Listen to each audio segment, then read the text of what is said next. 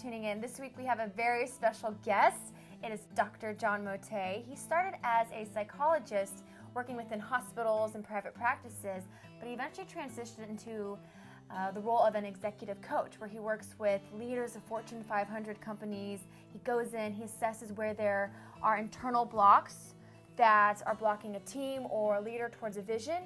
He goes in and assesses it and gives them skills to overcome them and achieve whatever it is that they want to. So I thought this would be really great for you guys, because I know a lot of you guys have your own dreams and visions that you might be coming up against internal blocks right now. So this is the perfect guy to talk to. So without further ado, Dr. John Mote.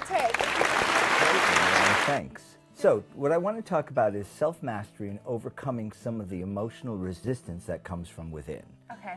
And this talk is geared toward people who already have a vision. Mm-hmm. They understand where they want to go, they've established direction, and they've either begun to move toward it or they're just beginning. Okay. And then the other thing is, this talk is geared toward people who understand one thing about self-mastery is when we come to a juncture, when we decide to do something, in a way we're always deciding between two things: taking the path of least resistance or competency development. Okay. And the path of least resistance is the path that is really fun to take, because if we were to take that right now, we would turn off the cameras, get in the car, go to the beach and get pina coladas and sit and drink pina coladas on the beach all day. Mm-hmm. And what's fun about that? There's a lot of things that are fun about that. What's the big disadvantage? Okay, so, we wouldn't be doing this interview. Yeah. So in a way, the path of competency development is the path that requires a certain amount of energy, it requires focus, it requires effort, and also a commitment. It requires a commitment to sit there and say, this is what I want to do, this is what I need to do. Mm-hmm. The advantage of the path of competency development is at the end of the day or at the end of your life, you've accomplished things, you've achieved things. You've been able to have dreams come true, aspirations realized, all that other good stuff. Now, not that there's anything wrong with choosing to, if we were to choose to go to the beach and drink pina coladas, obviously the disadvantage is you don't do the interview, but at the same time, there are people that do that. Yes. And that's okay, right? Or how do you? I think it's a great thing to do, but I think if you commit your life to self-mastery, you spend more time on the path of competency development than you do on the path of least resistance. So that's kind of what I'm assuming, that people who are watching this probably would be on the path of competency development more days of the week than on the path of least resistance. I would agree with that. I think a lot of people, if you're even watching something about self-mastery, you're coming up against something, you want to achieve something, but you're coming up against obstacles, and you may not understand what's going on, and that's where you really specialize in, correct? Yes. Okay. Yeah, and I think the thing is once you get that vision, the next step is being able to implement it, to begin to move from point A to point B, to move from present reality to a future dream. And what I like to believe is once I commit to move in that direction, things will go smoothly. And what happens is you begin to move in that direction, and then all these emotional blockages come up. Yeah. And what I want to do is talk about what they are. What are those derailers? What are those blockages? Why do they come up? And then how do you begin to manage past them? So I guess the first step is, once you start moving toward that goal, anticipate and expect resistance, expect blockages, expect these derailers to come up.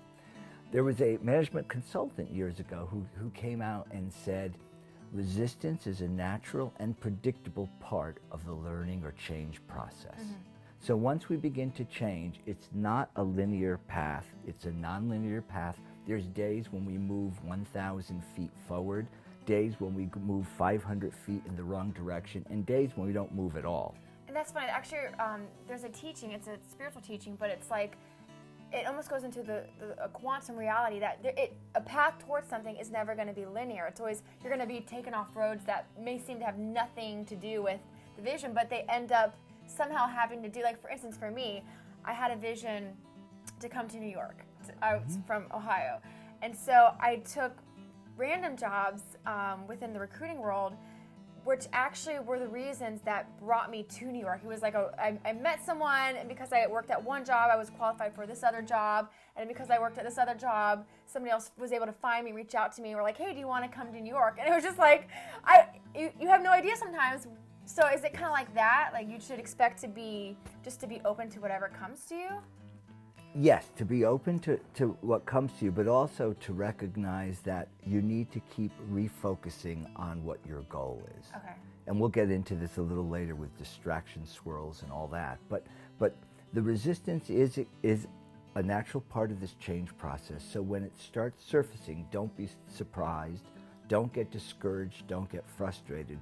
Just realize, boy, this is what happens when you begin to implement a vision or an idea. I think that's so important. So you guys know, when you start off on a vision, correct me if I'm wrong, so when you start off on a vision, expect obstacles, Absolutely. Okay, so it's almost like a good thing. It's a good thing because, yes, I believe it's a good thing. It's part of the process. Okay. And it lets you know, because in a way, these obstacles are giving you a message, an important message that will help you navigate if you're able to recognize them. So when these blockages start coming up, what will happen is they'll come up as what I call derailers. And the derailer would be something that surfaces that prevents you from achieving your goal. And when these resistances or these derailers come up, they come up in forms such as excuses, self-conflict, self-criticism. They might come up as a distraction swirl. A distraction swirl is, my goal is to head over here. When I start hitting some of the harder parts of getting there, when I start experiencing resistance, instead of figuring out a way to get through, I go off on another tangent. And I start doing A instead of B or X instead of Y, and it may not really be what I want to do. So when these things start happening, I think the first thing is to become aware that I'm no longer making progress. I'm just sitting still. And what am I doing? Am I making excuses? Am I in conflict? What's happening so that my progress has stopped? Okay, so back to the idea that let the path kind of unfold the way it does. So how do you know when it's a distraction versus when it's the path of least resistance towards your vision? Like, how do you... Okay. I think a lot of it is always asking yourself, what do I really want? Okay. What do I want? What is it that I'm really trying to achieve? Where is it that I'm trying to go? Okay. So going back to so do you recommend someone like write down a vision then so they can keep going back to it? Oh, absolutely. Okay. Yeah, and I mean, I think that's what a lot of people do. They put statements of their vision around their house. Yeah. You know, and so that there's always a constant reminder, this is really where I'm going. This is really what I want to do. Have you dealt with someone that had the vision and maybe wrote it down, was very clear, but then you had to manage them through something, not a distraction swirl, or maybe a distraction swirl. I love that word. It reminds me of ice cream. I don't know what. Get your distraction swirl. Anyway, it's that. How do you manage or how do you coach someone? How do I say this? How do you coach someone through something that's not a distraction swirl, but that might be appearing as a distraction swirl? Like, how do you figure out the difference to help coach someone through it? Okay.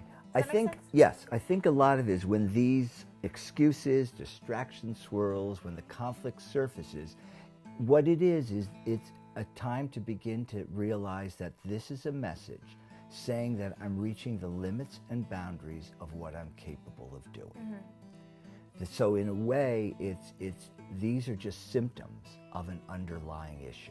Mm-hmm. So you don't treat this symptom. What you do is you begin to say, what's the root cause of this? Why am I making excuses? What am I encountering? And so then these become, in a way, the reasons for the resistance. And it's hard sometimes to understand what's the real reason. So I often tell people, begin to think about 4 possible reasons why you might have stopped making progress. So that when you start making excuses, when you find yourself in conflict, when you're sitting there and you're off on a distraction swirl, when you catch yourself, you begin to ask yourself, okay, what's really going on here and what's this really about? One of the reasons why people get lost on the way is sometimes they reach a point where they're lacking a psychological or a social skill that's needed to get them to where they want to go. And examples of psychological skills can be things like patience, being attentive, being able to focus. You know, there's lots of reasons why people can't continue down the path that are related to something that they're not doing psychologically. So I kind of view these as poisons, and what I want to do first is identify some of these, and then we'll talk about, okay, if this is a poison, what's the antidote? Yeah. So wait, so you said patience. So patience is a psychological skill. I view it as a psychological skill. Interesting. Yeah. So suddenly you begin to realize, well, I'm really frustrated. I'm going to abandon this whole project. Well, what's underneath that frustration, or what's underneath making the conflict? Is it really worth it? Is maybe I don't have the patience necessary to do this.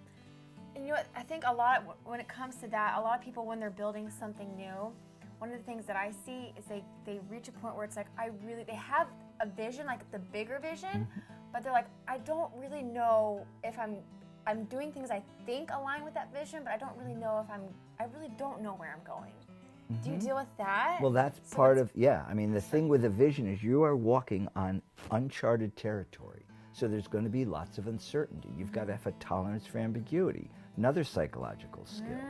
People have to be able to sit there and say, okay, I'm not sure where I'm going, but I can't get too nervous or too uptight or too freaked out about it. I just have to trust and keep moving, even though things aren't clear. I look out in the distance and things are fuzzy and they're not making sense, but I trust that my vision is worthy, valuable.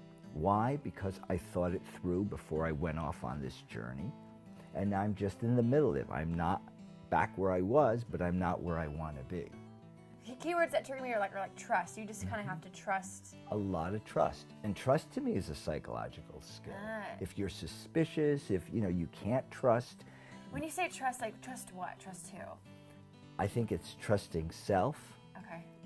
Like trusting self that you can actually do? What do you mean by trusting self? Trusting self that you can do it, that you're on the right path, that before you started, you really did connect the dots and put things together so your vision makes sense. Okay. That is, your vision is based on some emerging trends that are out in the distance, that are coming and that are approaching, and others may not see them. But that doesn't mean they're not there. So long as you see them. Yep. So it's like you really, so having a plan, that's part of the vision. It sounds like really having a plan is crucial. Because a lot of times it's like people might not have, I think maybe that might be another fault. I don't know, you can tell me. Do people that have visions typically also have the plans to go with it? And how important is it to map out when you really don't know how it's going to unfold? Yes. No, that's a great question. In a way, I see it as an equation. It's got two parts. The first part is formulating the vision, and then beginning to implement the vision, and they're much different. They're very different processes. Oh, wow. Okay. They require different skills. Interesting. Okay. Yeah. Okay, and then another reason why people sometimes abandon their quest or their vision is they don't have the technical skills. A lot of times, a lot of these visions where people want to go require technical expertise. So when you encounter a lack of technical expertise, what do you do? How do you deal with it? Oh yeah, well obviously like what we're doing right now is very technical. For me, I have to learn. I had to, like, building my website, building, the Hart space, and building what you guys are, even on YouTube, you have to get some sort of technical, you have to learn how to utilize the interface. You just have to learn it, I guess, would be the, right? I mean, yeah. Or what other, I guess you could either learn it or you could hire someone to do it for you. Yes, exactly. Yeah. Okay. Yeah, but the point is the psychological skills and the technical skills are an important part of moving forward. And then sometimes when you don't have those, or where the task exceeds your capability, that's when you start falling into excuses, into giving up, into the internal conflict. And that's where I think that's a crucial point and a very tragic point where people sometimes abandon their dreams. Because they don't have the technical skills. They don't have the technical skills, they don't have the psychological skills, and they don't understand that you can get those, that this is part of, this is a growth process. Okay. So the fun of having a vision is it changes who you are, redefines who you are. Yeah, absolutely. And obviously that's growth. That's growth. And if you're not doing that, so it's almost like if you don't have a vision, I don't know if you go into that, but what would happen to someone? They could be on the beach drinking those pina coladas. Yeah, interesting. And there's nothing, like you said, there's nothing wrong with that. I mean, some people are very comfortable. This gets down to how achievement-oriented are you? Okay. How social are you? You know, so if you're very social, being on the beach will be aligned with your life goal. If you have some aspirations, some achievement, motivation, that's not going to work as well. Interesting. So it goes with the person too. The person, yeah. Okay, so you get psychological obstacles, technological obstacles, and that typically that's a point where people can, once they reach a point where maybe they don't have enough patience for something to evolve, or they're not willing to learn the skill to put their video on YouTube, that could be a breaking point for a lot. Absolutely. And it probably is, right? It is a breaking point, and to me that's tragic, because if you can begin to figure out what's missing and then begin to build some of those skills, you could keep moving forward. You don't have to give up. You don't have to abandon hope. Okay. So how do you work with someone with that? Let's say, okay, for me, for instance, so I'm building, I'm teaching meditation, I'm doing videos, so I'm building this, I have this vision that, and maybe I should get more clarity on the vision, but I envision myself continuing doing videos like this, continuing interviewing people to help inspire others to overcome blocks or to figure out what's going on with the, really to help develop self-mastery. So whether that's through meditations or interviews or whatever, I have this vision to be that kind of speaker, leader, whatever. But some of my obstacles I'm coming across are on the outside world. They don't see it, they don't get it, they don't get me. For me, I would think right now, when I'm trying to approach someone and present what I do to them, and they don't get it, or they turn me away, that's very disheartening. So it's kind of like, how would you coach someone to move past that? Okay, so to me that would be hitting a barrier, and then not giving up, but begin to say, okay, for me to succeed here, what additional skills do I need? If the derailer that's likely to surface here would be what? After you knock on 4 people's doors and they all say, this doesn't make any sense, what's the derailer? I guess the derailer for me would be lack of motivation, or would that be patience because I'm not persistence? I mean, Okay, yeah. It would definitely be an internal battle for sure. Yes. Oh, absolutely. And then that's the conflict. And then underneath it is, what are the skills that are lacking or that you need to develop to make sure then that this resistance doesn't throw you off your game. Yeah. I mean, you mentioned persistence. Yeah. Absolutely. Thick skin. Thick skin, yeah. And then just realize, okay, Confidence. I didn't know this when I started out, but when I came up with this vision, I just assumed A, B, and C was going to happen. Now that I'm walking down the street on this vision, I'm seeing that this is happening and this is happening, and I've got to do X and I've got to do Y, and I've got to become more persistent. I didn't see that when I started out. This is what I'm learning along the way. Interesting. Okay, well, I don't want to take up much more of your time, but that was awesome. I feel like I could talk for another half an hour on dropping beliefs and how you change in the process of evolution within yourself to get to a goal. That's fascinating to me, but I hope you guys really enjoyed it. Don't forget to subscribe if you want to see more videos like this, and feel free to go to MadelineReinhart.com where I'll have this uploaded and you can contact me and all that other good stuff. So in the meantime, I will see you guys later and sending you guys lots of love. Bye.